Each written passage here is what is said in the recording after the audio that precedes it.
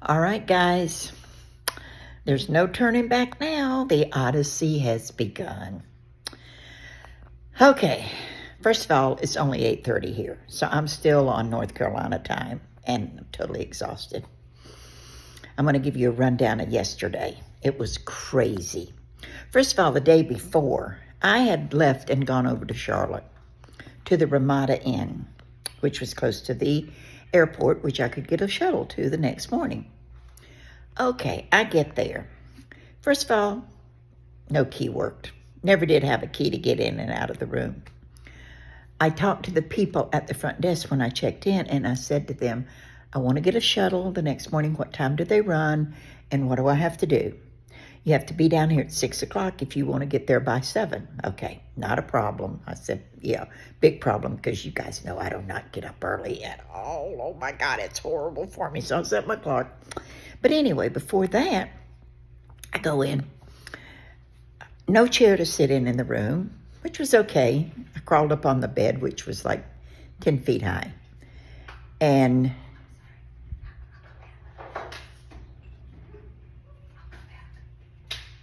crawled up on the bed. Okay, not a problem.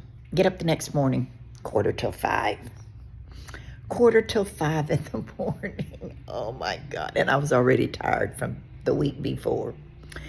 So I go in, get my shower, get ready. Hair dryer doesn't work because I wanted my hair to dry at least before I left the room. Didn't work, forget that. Walked out with hair wet hair. Go down to the front desk and said to the girl, there's no customer service in America anymore, so do not expect any customer service no matter where you go. It's just non-existent. I said to the girl, I want to get the shuttle. Do you know what time it'll be here? Well, you're not on the list. I said, well, I explicitly told them yesterday when I checked in that I wanted to get the shuttle. Well, he may not have room for you. I don't know.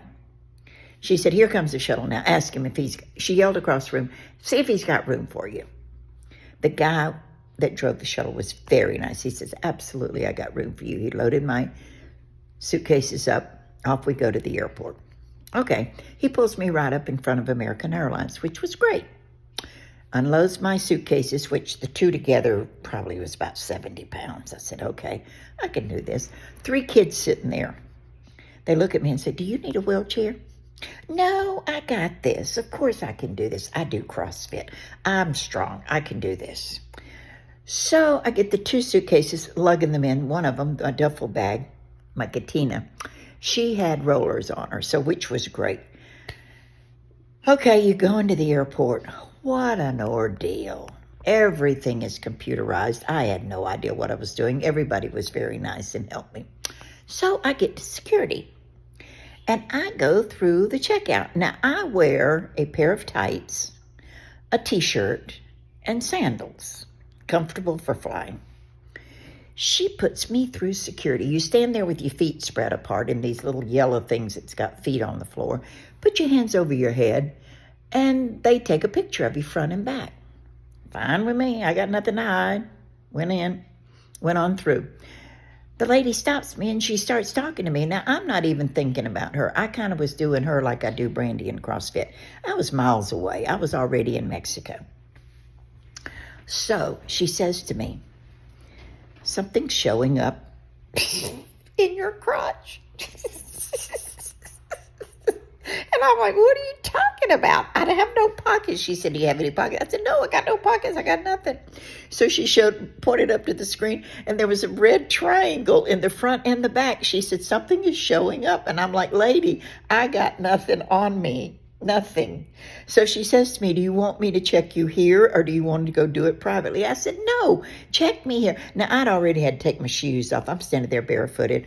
My purse is in this little thing that it goes through and scans it. I said, no, just do it here. I said, there's nothing on me. Trust me. So she goes all up and down, looks at me like, what's going on here? And I'm thinking, I don't know, lady. I have no idea because I got nothing there at all. So she gets me on through, passes me on through. So I go to the guy that checked my bag, and I'm standing there waiting for my purse and my shoes to put them back on. And I'm thinking, this is pretty nice. Maybe I'll just go barefoot through the airport. It feels awfully good. So he checks my purse. Now, in my purse, I've had this thing for like 20 years. Didn't even think about it. It is a little, it looks like a pin. It's about maybe 5-6 inches long. It was clipped into my pocketbook. He pulls it out, pulls it open, and it's a letter opener. You'd have thought that he had found a box of dynamite bombs or something. His eyes get so big, he's like, oh my God.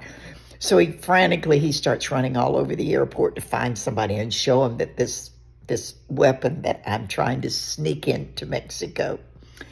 And I'm not even concerned because I said, I don't even know what it is. I mean, I know what it is, but I've had it in my purse and never even thought about it. Finally, he brings this lady back over. Thank God it was a lady because she was really nice. And she looked at it and I said, listen, this is what it is. It's been in my purse for probably 20 years. I never even thought about it. Otherwise, I wouldn't have brought it. So she looked at me and she said, well, you don't look like a terrorist. I'm thinking, well, thank God for that. So she said, I'm not even going to write you up. Now, if she'd have written me up, I might not have ever been able to fly again. I don't know. My first trip in 20 years on a plane, and here I am stopped by security. So she said, I'm not going to write you up. You don't look like you're a threat or any kind. And I said, well, thank you very much. She said, but I got to keep it. I said, help yourself, darling. No problem. So she gives me my stuff back. I go on. Get on the plane. The trip was really great. However, they had rerouted me from a nonstop to go to Dallas with a layover. I'm like, oh my God. So I get to Dallas, right? Okay, I only had a few minutes to get from one terminal to the next. So they said you have to take Skylink. I said, okay. So I just started following people because I figured they were going to go to Skylink and set up on the sign Skylink. I get on Skylink. Holy crap. That was like being on a roller coaster at one of the biggest parks on the planet. I mean, I am there with my arm wrapped around a pole, my feet spread so I could steady myself. And everybody says, hold on, lady. Well, sure enough, and this thing takes off. It is done electrically or by computer. And I mean, it whizzes. You're going around curves, you're swinging, you're sweating. Everybody's in there kind of like stuff is falling all over the place. Get to the next thing. Looked and asked somebody, says, where do I go? And they tell me very nice. And then one lady said, you better go because your number 7's already boarding. So I hit it, went right in, got on the plane. Another nice flight, 2.5 hours, and not a problem at all. No crying kids, no Karen screaming and yelling and having to get drug off the plane. Happy about that. Then I get to Mexico. Well, you got to go through customs. And I'm thinking to myself, oh my gosh, I hope they don't find it. I got nothing. I mean, I have absolutely nothing. People everywhere. People on vacation going to San Cabo. Lines a mile long.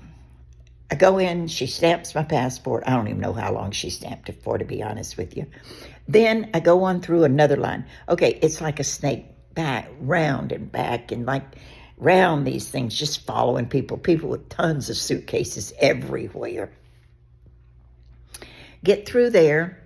Then I have to go and get my luggage. I got my luggage. Then you have to go through another checkpoint with a form that you filled out about declaring anything that you brought or how long you're going to stay and all of that. So I go up to the guy. He finishes and looks at me and said, press the green button. And I didn't know what the green button was for, and I'm thinking to myself, I don't know if I want to press that button or not, but I got to because I got to get out of here. Okay, you press the button. If it comes up green, you go right on through. If it comes up red, you go over, and they have to check your luggage. Well, mine came up green. I'm like, yes. Oh, my God, yes. I can't believe it. So I was totally excited about that. Got through.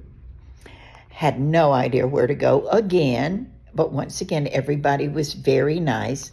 Finally found where I was supposed to go to, who was supposed to meet me. Now, we're on our way to Cerritos Beach. I don't think there is any speed limits on the roads down here. I really don't, because everybody was flying. Now, they have, in North Carolina, we have signs on the side of the road with a picture of a deer, for deer crossing. Here they got signs of cows on the road. And all along and it's like an interstate. It's a long road, nice road. But all along and on the side, right on the side of the road, are cows grazing. No fence, no nothing. And I'm like, no speed limit, cows everywhere. Well, this should be an absolute experience, believe you me. So this was my indoctrination and my day in getting into Mexico.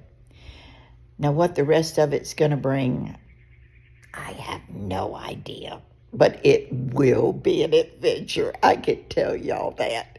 So anyway, I just want to let y'all know, first of all, it's 3 hours behind where you guys are. It's about 11:30 your time. It's only 8:30 here. So I will keep you posted of every little thing that goes on here. And I'm going to tell you right now, it is going to be an adventure. So right now, I'm getting ready to go feed some cats that this lady feeds every day. So I get to feed some cats. So tomorrow, I'll probably take you on that little adventure with me. Anyway, I love you guys. Stay tuned. And once again, follow me on YouTube, my YouTube channel. And I love you guys dearly. And remember, you're never too old to do anything. I'll talk to y'all tomorrow. Bye-bye.